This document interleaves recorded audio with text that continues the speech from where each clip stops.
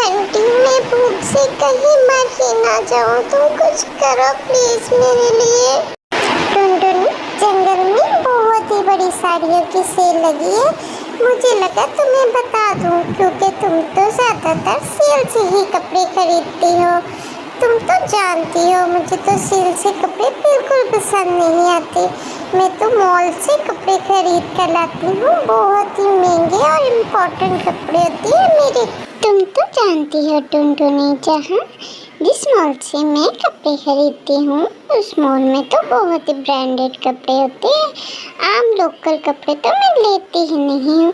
तुम तो जानती हो मुझे इससे कपड़े बिल्कुल पसंद नहीं है। मैं तो महंगे महंगे ब्रांडेड सूट ही पहनती हूँ।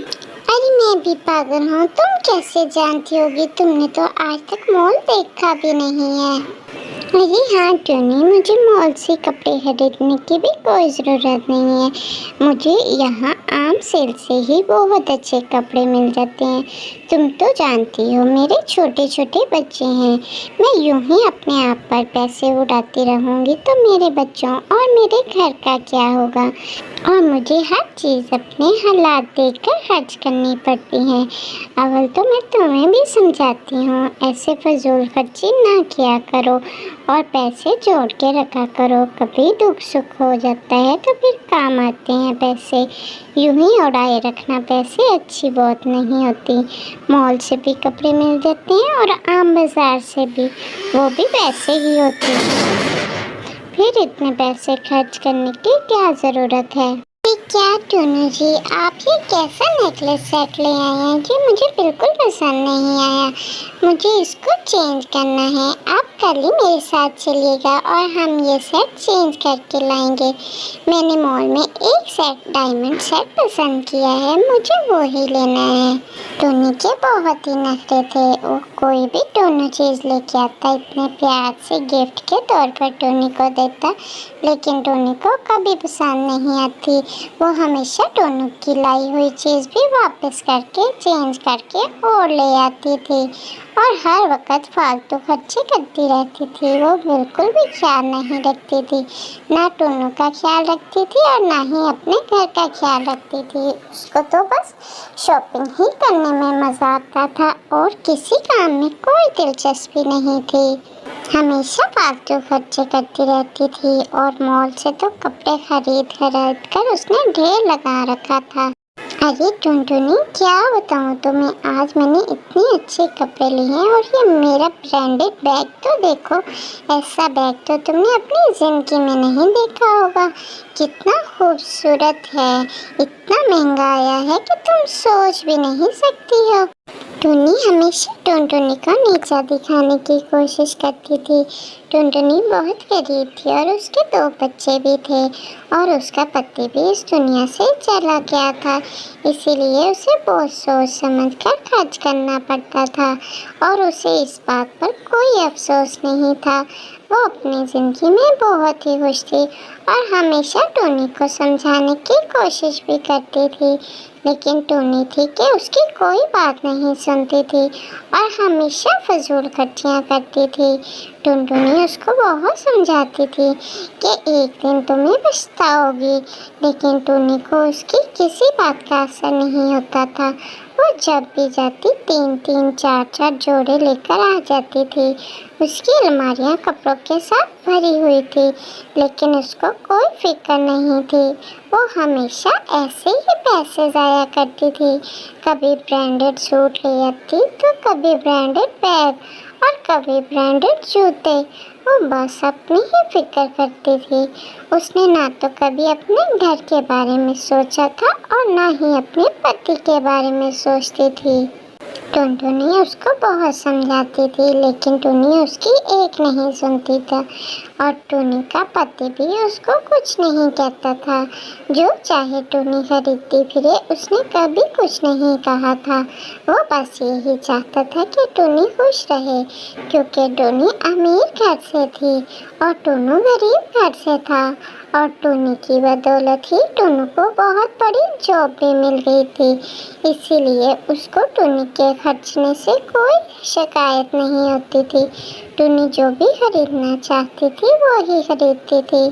टुन्नी, जैसे तुम्हें अच्छा लगे तुम कर लेना। मुझे ऑफिस से देर हो रही है, मैं अब काम पर जा रहा हूँ। तुम अपना ख्याल रखना। और हाँ, शॉपिंग से लौटते वक्त कुछ खाने का सामान भी ले लेना। घर में खाने का सामान ख़त्म हो चुका है। हो सके तो जग्गू बाबा को साथ ले लेना। टुन्नी टुन्नू के जाते ही फिर बाजार चली जाती है। वो बहुत ही खूबसूरत ड्रेस और बैग खरीद कर लाती है। वो अपनी चीज़ें लेकर टुनटुनी के घर आती है और उसको दिखाती है कि देखो, मैंने फिर से कितने इम्पोर्टेंट ड्रेस और बैग खरीदा है। टुनटुनी, तुम तो जानती हो मुझे शादी में जाना था, इसलिए मैंने थोड़ी सी शॉपिंग की है। तुम देख के बताओ ये कैसे हैं। ये बैग तो बहुत खूबसूरत है और ब्रांडेड बैग है। तुमने तो ऐसा कभी सपने में भी नहीं देखा होगा। टुनटुनी को कपड़े और बैग बहुत ही पसंद आता है। वो टुन्नी की चीज़ों की बहुत तारीफ करती है, लेकिन टुन्नी तो हमेशा उसको जेलस करवाने की ही कोशिश करती थी। हाँ टुन्नी, तुम्हारी ड्रेस तो बहुत प्यारी है, ये तुम पर सूट भी करेगी और बैग भी इसके साथ मैचिंग हो गया, बहुत प्यारा लग रहा है। तुम तो शादी में जैसे परी लगोगी। टुन्नी हमेशा टुनटुनी को जेलस कराने की कोशिश करती थी, लेकिन टुनटुनी को कोई फर्क नहीं पड़ता था। वो हमेशा खुशी से उसके कपड़ों की तारीफ किया करती थी, जो कि टुन्नी को बिल्कुल अच्छा नहीं लगता था। ऐसे ही दिन गुजरते गए, काफ़ी दिन गुजर गए थे। शादी भी हो चुकी थी। एक दिन मौसम बहुत ज़्यादा ख़राब हो गया। जंगल में बहुत ज़्यादा आंधी चलना शुरू हो गई और बहुत ही काले बादल थे। टुन्नी और टुनटुनी परेशान थी कि ये अगर ज़्यादा बारिश आई तो दरिया के किनारे ही हमारा घर है, हमारा घर तो डूब जाएगा या फिर इस आंधी के कारण टूट जाएगा। अब हम क्या करेंगे? वो बहुत ही परेशान थी। थोड़ी ही देर गुजरती है कि बहुत ज़ोरों से बारिश शुरू हो जाती है। बहुत ही ज़्यादा बारिश थी। सब पंछी बहुत डरे हुए थे। जंगल में पूरा सन्नाटा छाया हुआ था। बस बारिश और बादल गरजने की आवाज़ आ रही थी।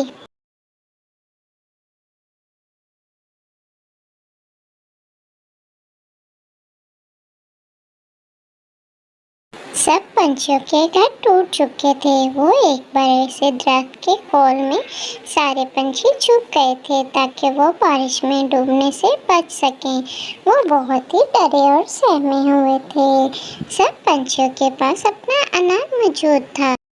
हेलो मेरे प्यारे प्यारे दोस्तों, तो जब तक वीडियो का बाकी हिस्सा देखते हैं, जल्दी से वीडियो को कमेंट करिए और बताइए कि आपको वीडियो कैसी लगी और जल्दी से वीडियो को लाइक करें। बाद में आप लाइक करना भूल जाते हैं और वीडियो को बिल्कुल भी लाइक नहीं करते और चैनल को सब्सक्राइब करना मत भूलिएगा। तो जल्दी से मुझे इतने ढेर सारे लाइक चाहिए और चैनल को सब्सक्राइब करिए ताकि आप हमारी प्यारी प्यारी वीडियो का नोटिफिकेशन हासिल कर सकें और देख सकें टुन्नी की प्यारी प्यारी वीडियो जो सिर्फ आप सबके लिए हैं। तो चैनल को सब्सक्राइब करना और वीडियो को लाइक करना मत भूलिएगा।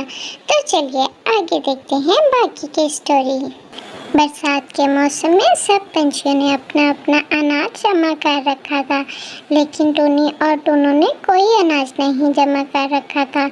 टुन्नी भूख से बिलबिला रही थी। टुन्नू, मैं यहाँ नहीं रह सकती, यहाँ मेरा दम घुट रहा है, मुझे भूख बहुत लगी है। ऐसा ना हो कि मेरी भूख से जान ही निकल जाए। तुम कुछ करते क्यों नहीं? ऐसे क्यों खड़े हो मेरा मुंह देख रहे? सब पंछी जानते थे कि बरसात ऐसे ही कुछ दिन रहेगी, इसीलिए कोई भी अपना अनाज टुन्नी को नहीं देना चाहता था, क्योंकि उनके बच्चे भूखे मर जाते अगर वो अपना अनाज टुन्नी को दे देते। टुन्नी थी कि उसको भूख से मर रही थी। अरे भाभी जी, आप ही मेरी मदद कर सकती हैं। आप थोड़ा सा अनाज टुन्नी को खाने के लिए दे दें। टुन्नी तो भूख से बेहोश हो गई है। अगर उसे खाना ना मिला तो ये ना हो कि वो इस दुनिया ही से ही चली जाए। मैं क्या करूं? आप प्लीज़ मेरी मदद कर दीजिए। मैं जानता हूं और मेरी मदद कोई नहीं करेगा। जैसे ही बारिश रुकती है मैं आपका सारा अनाज लुटा दूंगा। लेकिन भाई साहब, आप तो जानते हैं मेरे छोटे छोटे बच्चे हैं। अगर मेरा अनाज खत्म हो गया तो मेरे बच्चों का क्या होगा? मैं इनको लेकर कहाँ जाऊंगी? लेकिन टूनी की ये हालत मुझसे देखी नहीं जा रही। आप ये लीजिए अनाज और टूनी को खिला दीजिए ताकि वो ठीक हो जाए। टुनटुनी ने काफ़ी अनाज जमा कर रखा था। वो अपने अनाज में से कुछ टुनी के लिए दे देती है। फिर टुनी को टुनू उठाता है और उसे अनाज खिलाने की कोशिश करता है। टुनी भूख से बुरा हाल था, वो बेहोश हो चुकी थी। फिर टुनू बहुत मुश्किल से उसको जगाता है। वो जैसे कैसे ही होश में आती है। अगर टोनी को वो अनाज ना मिलता तो उसकी जान भी जा सकती थी। इसीलिए हमेशा हमें अपने आप पर कंट्रोल रखना चाहिए और फजूल खर्ची नहीं करनी चाहिए। टोनी भी ठीक हो जाती है और टुनटुनी की मदद से अपना घर भी वापस बना लेती है। फिर वो टुनटुनी का बहुत शुक्रिया अदा करती है और उससे माफ़ी भी मांगती है कि वो अपने रवैये पे बहुत ही शर्मिंदा है। उसने हमेशा टुनटुनी के साथ गलत किया और मुश्किल वक्त में टुनटुनी ने ही उसका साथ दिया और उसकी जान और उसके घर को बचाया। इसलिए टुनी उससे बहुत शर्मिंदा थी और उससे आइंदा वादा भी करती है कि आज के बाद वो कभी फजूल खर्ची नहीं करेगी और हमेशा टुनटुनी की मदद करेगी। फिर ऐसे उनकी ज़िंदगी फिर से खुशी खुशी जंगल में गुजरने लग जाती है। टुनटुनी भी उसको माफ़ कर देती है और उसकी कोई सज़ा नहीं देती, बस ये उसको फिर से समझाती है कि आइंदा ऐसे काम नहीं करना जो कि तुम्हारी जान भी ले सकते हैं। इसीलिए वो दोनों फिर अच्छी दोस्त बन जाती हैं और एक दूसरे का बहुत ख्याल रखती हैं। टुनी टुनटुनी के बच्चों का भी बहुत ख्याल रखती है और हमेशा उनसे प्यार मोहब्बत से ही रहती है। तो प्यारे बच्चों, आज की कहानी से हमें सबक मिलता है कि हमेशा हमें फजूल खर्ची से बचना चाहिए और अपने माँ बाप के कमाए हुए पैसों को देखभाल कर खर्च करना चाहिए, ना कि टुनी की तरह फालतू खर्चे करने चाहिए।